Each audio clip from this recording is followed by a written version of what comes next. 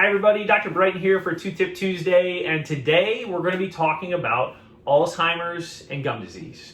I want to circle back to almost a couple years ago now where I had a Two Tip Tuesday regarding a major study that showed a significant link between a particular enzyme in brain cell samples of patients with Alzheimer's that was made only by a bacteria that's found in the mouth, but is one of the predominant bacteria involved in gum disease.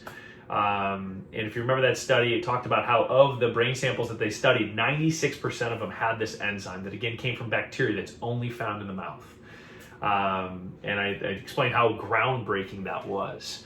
But recently, even more affirmation of that link between gum disease and Alzheimer's has been kind of released. Some information's been released.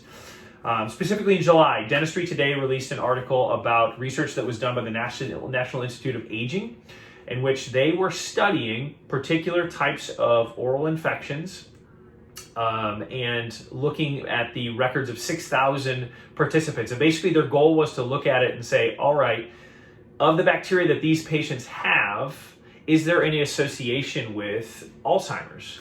And what they found was if patients had an infection of P. gingivalis, they were much more likely to have Alzheimer's.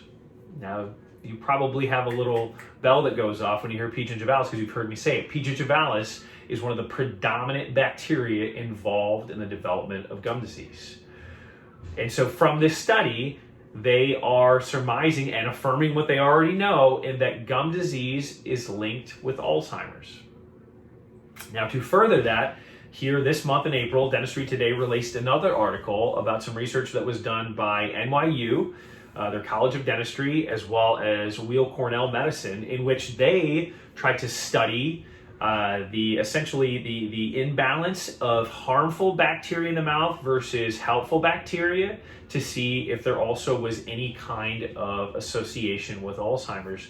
And it's kind of a unique study in how they did it, but what they did is essentially developed and looked at patients that had more harmful bacteria, and they tested their cerebral spinal fluids to see if there were the markers, the biomarkers for Alzheimer's, in particular one that's called an amyloid. And what they found was that in patients that had more harmful than helpful bacteria, kind of that dystopia that happens in the mouth of patients that have gum disease, where that bad bacteria basically starts to take over, they found that they were more likely to have those biomarkers in their cerebral spinal fluid. And with that, they again affirmed an association between gum disease and Alzheimer's.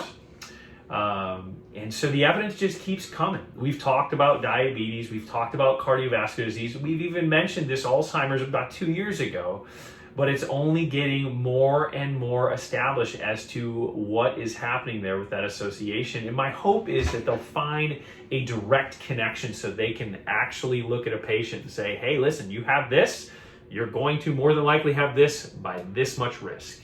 And with that, I say, in that second article, they even mentioned that the CDC classifies that 70%, they estimate 70% of adults 65 and up have gum disease.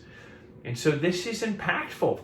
70% of patients 65 and up walking around have to consider this. And so my tip is take care of your oral health and take care of any gum inflammation. Keep them healthy because it may mean being able to keep your mind. So that's my tip. I hope you find it helpful. If you have any questions, please reach out. If you want to share this with someone and you think it can be helpful for them, maybe somebody that hasn't been to the dentist and maybe is starting to have some memory issues or some cognitive issues, it probably makes sense that they need to get their oral health under control as well. So I hope you have a great rest of your Tuesday. I hope you find this helpful, and I hope you have a great rest of your week. Thanks so much for tuning in. Take care.